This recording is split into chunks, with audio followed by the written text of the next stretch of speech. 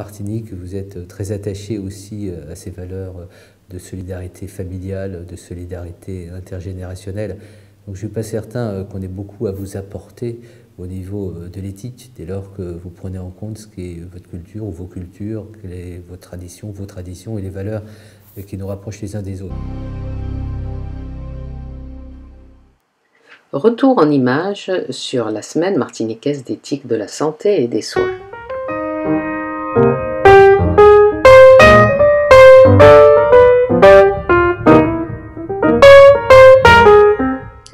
Deux experts de l'Hexagone et de la Martinique ont animé cette semaine.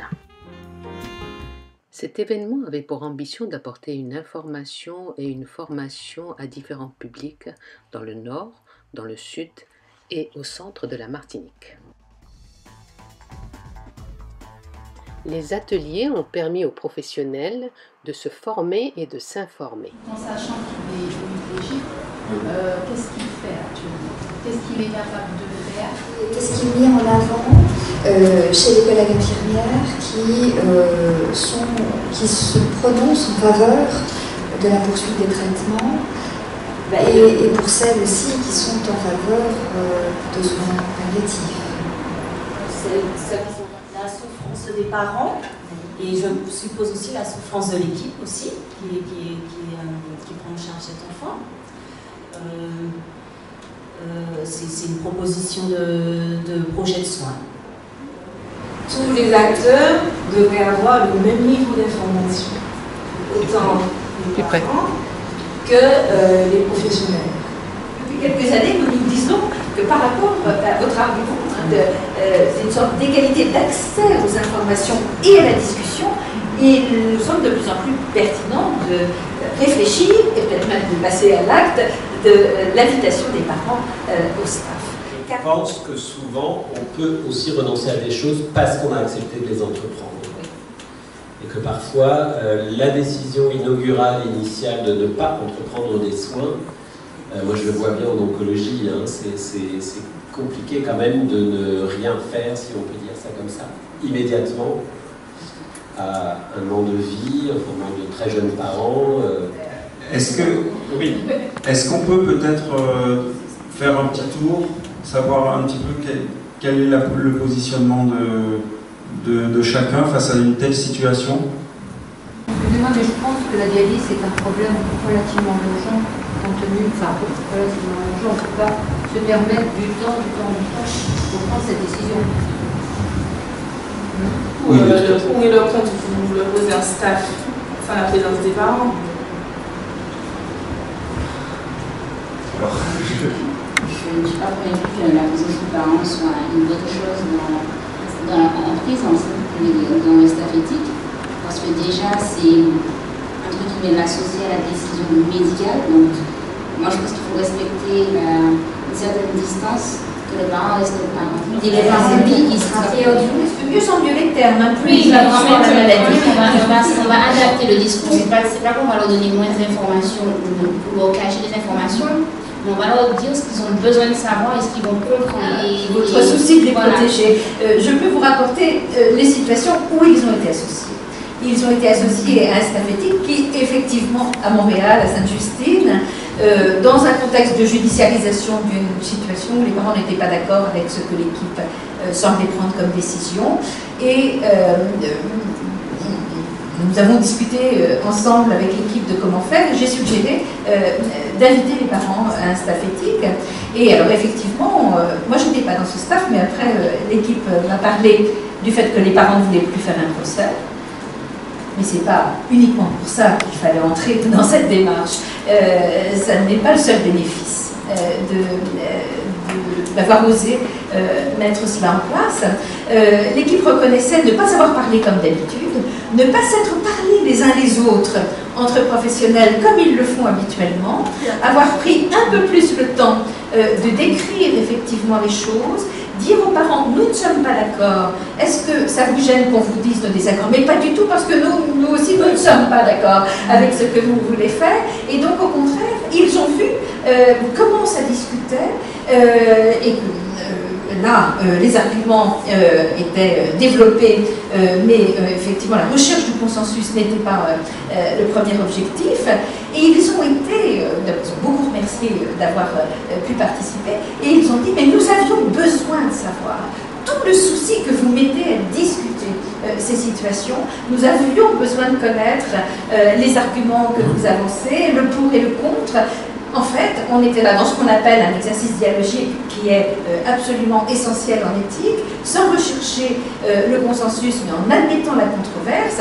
Et c'est en fait quelque chose qui s'est si bien terminé que cette équipe continue maintenant à associer les parents au staff. L'avancée a été importante pour tous. Ce qui est impressionnant pour nous dans l'éthique professionnelle, c'est que c'est une éthique incarnée, c'est une éthique engagée, c'est une éthique parfois de la résistance, puisque les professionnels, les militants associatifs défendent au quotidien les valeurs les plus importantes de notre République, celles de l'égalité, celles de la fraternité, celles de la justice, celles en tous les cas qui nous permettent de participer d'une société avec des solidarités fortes, avec un sens du vivre ensemble. Vous voyez ? Voici quelques témoignages des personnes participant à l'atelier formation à l'éthique pour soigner les personnes malades de maladie d'Alzheimer ou troubles apparentés, les MATA. J'ai choisi cet atelier parce que nous sommes dans un SSR gériatrique avec des patients qui ont des pathologies avec des démences et des troubles du comportement. Donc, pour savoir la prise en charge. Meilleure prise en charge des personnes. En fait, moi, je viens chercher surtout des attitudes parce qu'on a des patients de plus en plus agités et c'est toujours très difficile en fait de ne pas répondre aussi par l'agressivité, nous. Donc moi, je viens chercher des petites pistes. Donc nous, on a des patients de tout âge, jeunes et très âgés. On a un site d'autodialyse, mais qui dit autodialyse, ça veut dire autonomie dans les gestes qu'ils ont à faire. Mais malheureusement, on se retrouve, quand ils sont des chroniques, ils se dégradent au fur et à mesure. Donc il y en a beaucoup qui ont des troubles du comportement. Donc moi, je ne sais pas des fois comment réagir avec eux. Parce qu'un jour, il y en a un qui me dit « mais comment tu t'appelles ?» Le lendemain « bonjour Régine, tu vas bien ?» Donc des fois, on ne sait pas trop quoi faire. Donc c'est pour ça que je suis là. Donc, premier point important, l'éthique, c'est le quotidien. C'est quelquefois quelque chose de très banal, mais de très important. Comment on accueille une personne quand elle arrive à l'hôpital, comment on va chez cette personne quand elle est au domicile, comment on lui témoigne du respect, de la considération, mais c'est également, encore une fois, des valeurs qui doivent être partagées au sein d'une équipe. Voilà, c'est ce qu'on appelle l'équipe, c'est-à-dire l'éthique pour moi c'est quelque chose de très évident, en quelque sorte, c'est quelque chose qui est de l'ordre de la politesse, de l'attention et d'une culture que l'on affirme à travers des actes forts, d'autant plus essentiels pour une personne qui, face à la maladie, éprouvée par la maladie, a besoin de repères, a besoin de considération, a besoin d'avoir le sentiment d'exister, d'appartenir, d'être reconnu. Voilà, à mon avis, ce qui est important. Donc, et ce dont on se rend compte, pour qu'il y ait rendez-vous avec l'éthique pour des professionnels, je crois qu'il faut d'abord qu'ils soient extrêmement compétents. Et on le dit souvent dans nos approches de l'éthique, il n'y a pas de bonne conduite sans bonne pratique. Donc les questions éthiques tiennent pour beaucoup à la qualité d'abord du professionnalisme des intervenants, aux relations interindividuelles qu'ils nourrissent au sein des équipes, qu'ils développent, notamment le respect dans une équipe de l'autre, la capacité de l'écouter, la capacité de le soutenir quand il est en difficulté, le management aussi des institutions, puisqu'on voit que de plus en plus les règles sont contraignantes en termes de gestion, mais également en termes de procédures, de protocoles.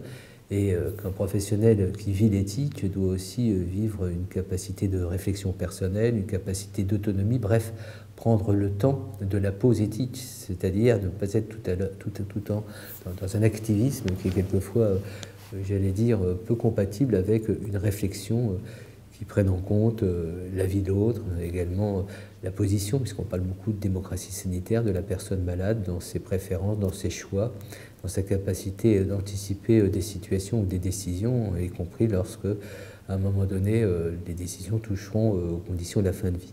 Difficile, et qu'on vient chercher soit des recettes, soit des... Donc là, ce n'est pas des recettes, mais en fait, on va avoir une situation de questionnement et peut-être On a choisi 2 cas pratiques en fait. C'est une brochure de France Alzheimer Europe qui nous a interpellés parce qu'elle est extrêmement bien faite. Vous la trouverez sur le site de Médéric Alzheimer, très certainement sur le nôtre espace-éthique.org. Et vous verrez, elle vous donnera quand même, parce qu'elle est plus complète, qu'on ne pourra pas en parler pendant 1h30, elle est très complète. Et les cas sont extrêmement analysés et ça vous donnera des réponses et très certainement des façons aussi de prendre des décisions ou de tout simplement faire des choix. Parce que ce n'est pas uniquement que des décisions, c'est un choix. Ce dont vous parlez, la façon dont on parle à un patient Alzheimer qui un jour vous reconnaît, un autre jour vous reconnaît pas.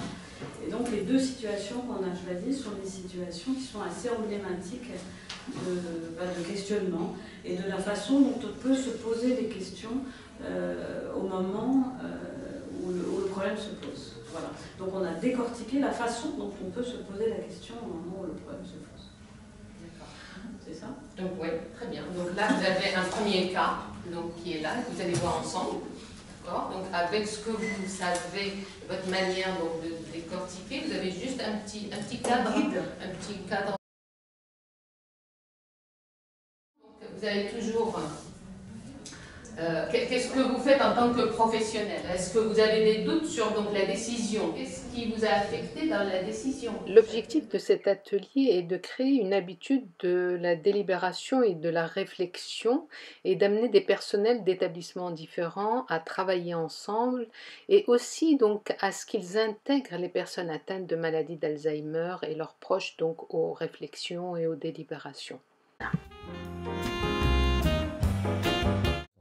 Vous voyez d'emblée que quand j'aborde d'une manière un peu générale les questions d'éthique, je l'ai fait, et tout particulièrement aujourd'hui, dans le contexte incertain qu'on vit, tant au plan national qu'au plan international, je le fais du point de vue des valeurs.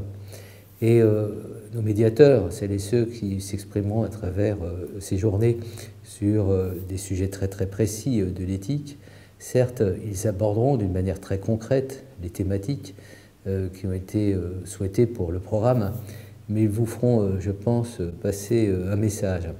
C'est d'abord une conviction, c'est qu'aborder les questions d'éthique, c'est parler de la vie de chacun, mais plus particulièrement de la vie des personnes en situation de vulnérabilité face à la maladie, mais aussi face à une certaine forme d'isolement social, d'incommunicabilité, d'incommunication. C'est donc penser au lien social, aux valeurs que nous partageons.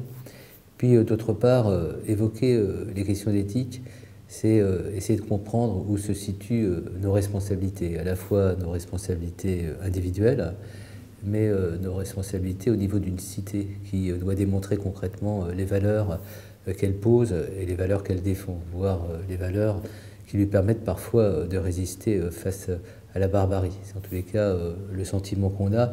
Le lieu du soin est un lieu exceptionnel, le lieu de l'accompagnement est un lieu exceptionnel. C'est un lieu où on déploie des valeurs, mais aussi des bonnes pratiques qui permettent à des personnes en situation de vulnérabilité d'exister encore parmi nous et quelquefois de retrouver le goût à l'existence.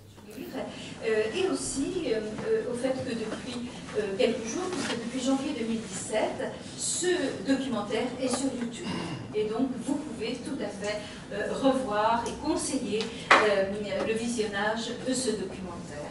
Et donc tout ce chemin-là d'ouverture vers un public beaucoup plus large, je crois, et dans ce mouvement sociétal que j'observe tout à fait, du fait que peuvent se rencontrer des préoccupations de soignants vers plus de transparence à l'égard de la société et de la part de la société un certain nombre d'attentes qui rejoignent celles des professionnels, de pouvoir effectivement réfléchir ensemble, même à ce qui est difficile. Je voulais revenir sur des éléments qui m'ont particulièrement interpellé, revenir sur l'erreur.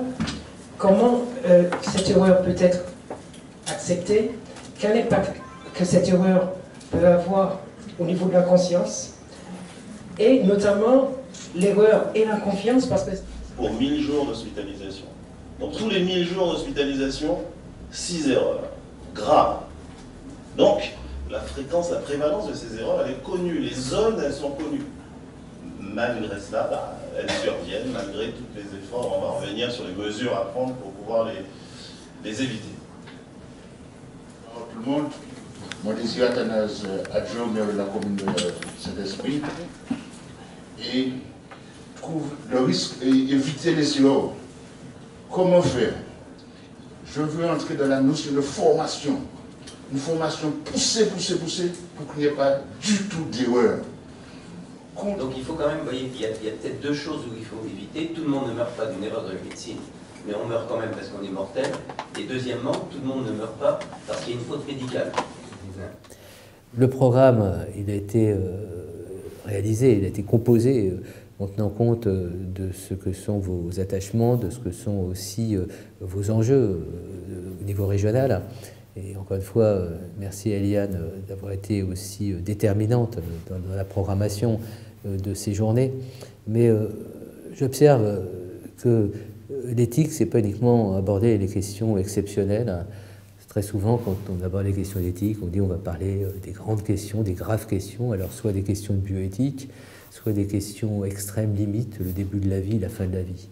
En fin de compte que nous, on a appris à travers les années à l'espace éthique, quand on a développé une culture de l'éthique hospitalière et du soin, de l'hospitalité et de l'attitude soignante, du souci de l'autre, ce qu'on a compris, c'est que l'éthique, c'est d'abord l'éthique au quotidien. Et puis le deuxième point, par rapport à l'éthique, une fois qu'on a abordé, et ça va être le cas à travers vos échanges, l'éthique au quotidien, c'est avoir la capacité d'anticiper des situations.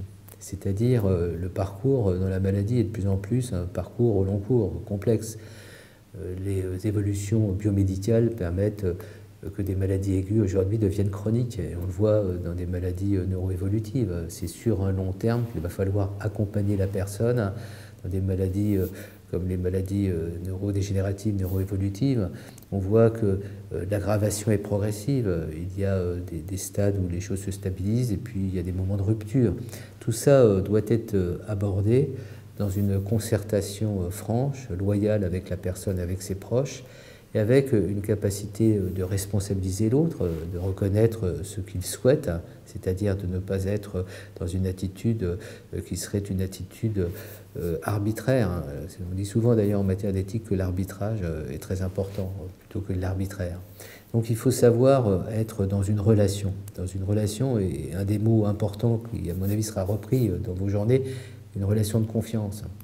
Une relation de responsabilité partagée, une relation d'écoute, une relation de compréhension, parfois de compassion, bref, que quelque chose se noue qui permette aux uns aux autres, la personne malade, ses proches et les professionnels, qu'ils soient dans le sanitaire et dans le médico-social, d'être dans une relation qui se construit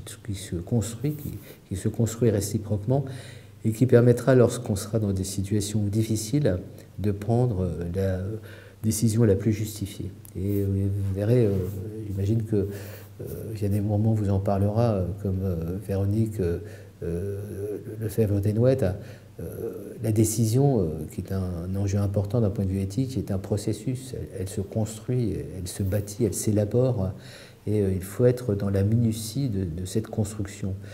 L'éthique, c'est une dynamique. Il n'y a rien de systématique en matière d'éthique. Il y a un questionnement, il y a des réponses qu'on doit apporter concrètement quand on est soignant, mais ce n'est pas des protocoles, ce n'est pas des procédures, l'éthique. Alors que dans les techniques, dans les pratiques professionnelles, vous avez effectivement à prendre en compte des bonnes procédures, des bonnes pratiques extrêmement rigoureuses pour parvenir aux meilleurs soins et à la plus grande justesse dans vos décisions. L'éthique, c'est aussi un champ de responsabilité individuelle partagée avec l'autre. Et tout ça, à mon avis, sera évoqué dans le cadre de ces journées. Puis le troisième point que je voulais véritablement aborder avec vous en termes de conclusion, vivez ces moments de rencontre comme une chance. C'est heureux de pouvoir consacrer du temps à penser à soi dans ses responsabilités et à penser à la valeur, à la signification d'une responsabilité exceptionnelle que l'on assume quand on est professionnel dans le sanitaire ou le médico-social ou quand on est investi de missions dans le cadre d'associations. vous pratiquez les unes et les autres un métier qui est un métier rare. C'est un métier qui, pour beaucoup d'entre vous, en tous les cas je l'espère, a été choisi par vocation. C'est-à-dire que vous n'êtes pas engagé dans n'importe quel type d'action. Vous faites de votre vie professionnelle, mais aussi de votre vie dans sa globalité, un acte fort, un acte signifiant qui pose et qui porte les plus fortes valeurs d'humanité. C'est-à-dire, si ce que vous faites, vous ne le faites pas, ou ne le faisiez pas, ou ne le faites pas avec assez de justesse, beaucoup de ce que représente notre humanité, notre solidarité, notre sollicitude, bref, les valeurs les plus fortes d'une civilisation seraient entamées. Donc vous avez une responsabilité extraordinairement lourde à assumer, et je pense que la cité devrait être davantage reconnaissant de ce que vous êtes, de ce que vous faites, et peut-être que ces journées d'éthique vous permettront de mieux saisir en quoi ce que vous faites est exceptionnel et en quoi vous devez être exceptionnel dans ce que vous faites pour le faire bien ou pour le faire le mieux possible. Et très souvent, en tant que responsable de l'espace national de réflexion éthique sur les maladies neurologiques dégénératives, je vais avec l'équipe sur le terrain à la rencontre des professionnels dans leurs établissements, au domicile. Et j'observe, et ça, finalement ça m'intrigue, qu'un certain nombre de professionnels n'osent plus dire aujourd'hui à leurs proches qu'ils interviennent auprès de personnes âgées ou de personnes handicapées ou dans des situations difficiles, tant la société n'a pas envie de savoir, de comprendre, de connaître ces situations qui remettent en cause une certaine idée de la dignité humaine qui est de plus en plus façonnée selon des normes de performance, d'efficacité, qui sont incompatibles avec la prise en compte des personnes fragiles ou vulnérables. Et vous voyez, j'évoquais la notion de résistance. Là aussi, votre éthique professionnelle, votre éthique personnelle doit vous permettre de résister face à une menace de barbarie. C'est cette déconsidération à l'encontre ou à l'égard de la personne qui, dans le parcours de la maladie, perd en capacité cognitive, perd en capacité décisionnelle, perd même en capacité d'avoir une certaine forme de place dans la société parce que trop âgé, parce que trop malade, parce que trop handicapé. J'espère, à travers cette approche, vous faire comprendre à quel point votre rôle, votre fonction, votre mission, votre parole, votre engagement nous sont infiniment précieux dans une société. Notre société est riche de la diversité de ceux qui la constituent.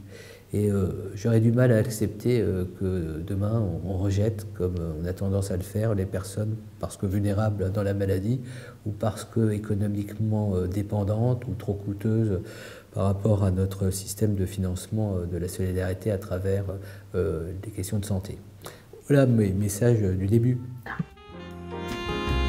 La rencontre avec les étudiants en soins infirmiers, paramédicaux et en médecine a permis un dialogue autour de l'éthique, des situations concrètes et difficiles qui nécessitent justement la réflexion. Et je suis impressionné de voir que l'éthique du professionnel, c'est une éthique très simple, c'est une éthique qui incarne aussi cette capacité d'être à l'écoute de personnes qu'on ne connaît pas et qui sont considérées un peu comme les membres de notre famille. Et je sais. J'ai été présenté comme philosophe et souvent je fais la faculté de pharmacie, spécialiste de pharmacologie. J'ai eu l'occasion de suivre un grand débat en France et de vivre, d'expérimenter l'introduction de l'anthropologie médicale avec le professeur Matarasso à la faculté de médecine de Bobigny. Je travaille, un de mes champs de recherche porte sur l'articulation médecine, philosophie, médecine, religion. Bien, dans tout ce qui a été donc dit, je souscris complètement à cela et ces représentations qui sont propres à chaque société. Nous avons la chance, nous autres, dans la culture qui est la nôtre, d'être au croisement de cultures occidentales, africaines, asiatiques, ai-je dit tout à l'heure, donc ce qui est intéressant et interpelle énormément certains penseurs. Je vous renvoie ne serait-ce que vos travaux à la pensée d'Édouard Glissant. Tous les deux pour ces interventions qui nous ouvrent à une nouvelle perspective qui me semble n'avait pas encore été abordée cette semaine, qui est celle finalement de la prise en compte de la pluralité des représentations du monde, la pluralité des valeurs, la pluralité des systèmes de pensée et finalement aussi la pluralité des rationalités. pour justement la pertinence du soin, et ça me semble important. Oui, je crois que les soignants sont porteurs de valeurs liées à leur culture, à l'appartenance culturelle, mais pas toujours. Et nous devons toujours sensibiliser finalement à cette autre dimension, ou moins simplement aux représentations que portent les soignés. J'en veux pour preuve ce qui est arrivé, comment dire, la perception d'une soignante antillaise, je préfère dire antillaise, en Guyane française, face à une patiente, une parturiente, qui venait donc des ethnies marronnes. Et cette femme portait une corde végétale dont elle ne souhaitait pas se séparer. Manifestement, il ne fallait pas qu'elle s'en sépare sous peine d'être, comment dire, possédée ou par des esprits mauvais. Et quand cette soignante antillaise est intervenue, elle a spontanément coupé cette corde végétale, estimant que ça n'avait aucun sens. Et la patiente s'est jetée de sa fenêtre. Enfin, elle s'est jetée. Donc voilà, quelquefois on a du mal. Je me souviens, donc, durant mon cursus d'anthropologie médicale, avec le professeur Matarasso, il y avait l'idée, à la faculté de médecine de Bobigny, c'était l'idée de sensibiliser les soignants, futurs soignants, à ces questions, à ces autres représentations que l'on peut avoir, que l'on peut porter, qui sont, c'est vrai, dans toutes les cultures. Hein. Aller dans la confrontation dans ces différentes médecines, dans ces différentes thérapeutiques, ça ne va pas déboucher sur grand-chose, parce que, ne serait-ce que dans la médecine dite conventionnelle, démontrer l'efficacité, c'est une chose absolument extrêmement difficile, déjà. Alors si on part dans la démonstration de l'efficacité des médecines non conventionnelles, on ne s'en sortira pas. Je crois qu'il faut, plutôt que de parler de confrontation de ces différentes façons de voir la médecine, il faut parler, je crois, de médecine complémentaire. Une dimension qui est importante, c'est celle du langage, de la langue, et parce qu'elle nourrit les représentations dans ce va-et-vient. Et dans un pays comme le nôtre où nous sommes bilingues, voire davantage, c'est important que le corps médical, psychologue, médecin et autres, soignants aussi, parfois s'échappent de cette position de soignant que l'on a aussi par une certaine maîtrise de la langue. Et Je voudrais compléter par un témoignage que j'ai particulièrement, qui m'avait un petit peu désarçonné. C'est un enfant qu'on a eu à prendre en charge qui devait être transfusé. Et les parents refusaient absolument la transfusion parce qu'ils étaient dans une religion qui ne permettait pas, qui n'acceptait pas. Donc, on a fait ce qu'on trouvait très bien de faire, mais sans se poser de questions. Moi, je me pose beaucoup de questions à l'heure actuelle. On a défait les parents de leur autorité parentale en s'adressant au magistrat. Donc, on a transfusé l'enfant.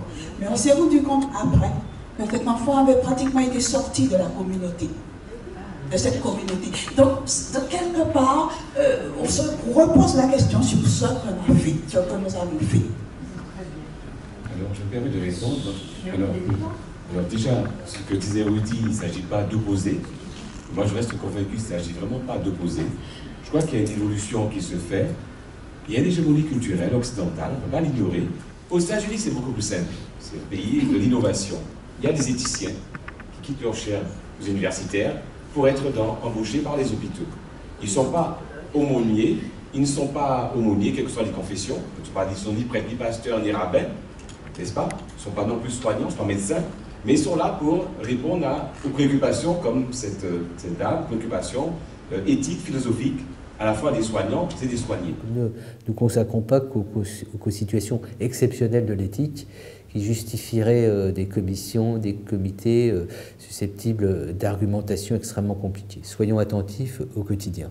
Soyons attentifs aux bonnes pratiques professionnelles. Lorsque l'on est juste dans ces pratiques professionnelles, lorsqu'on est dans des approches collégiales, lorsqu'on est dans la communication, dans la discussion, dans l'interrogation, lorsque c'est justifié, il y a très peu de questions dites d'éthique, c'est-à-dire de dilemmes éthiques, de confrontation à des choix difficiles ou douloureux. Donc prenez en considération que l'éthique, c'est vraiment l'immédiate, et qu'il faut avoir cette attention à l'immédiat, à le rendre habitable, à le rendre le plus agréable possible. on ne fait pas d'éthique uniquement avec gravité, on le fait aussi avec plaisir.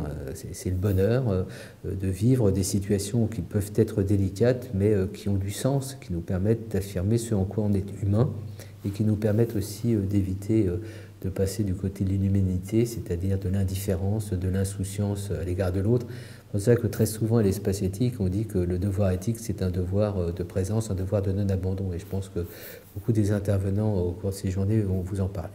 Voilà pour des généralités. Saisissez donc de mon propos cette volonté d'affirmer que l'engagement éthique est un engagement militant, un engagement citoyen, un engagement politique, et que notre démocratie a besoin à la fois d'une réflexion éthique, mais aussi de gens qui incarnent sur le terrain, quelquecufois dans les lieux les plus insoupçonnés de la résistance, et les établissements d'hébergement pour personnes âgées dépendantes, les établissements qui accueillent des personnes lourdement handicapées, mais également des lieux du soin qui accompagnent au long cours dans la chronicité des personnes avec des maladies qui quelquefois isolent, séparent de la cité. Et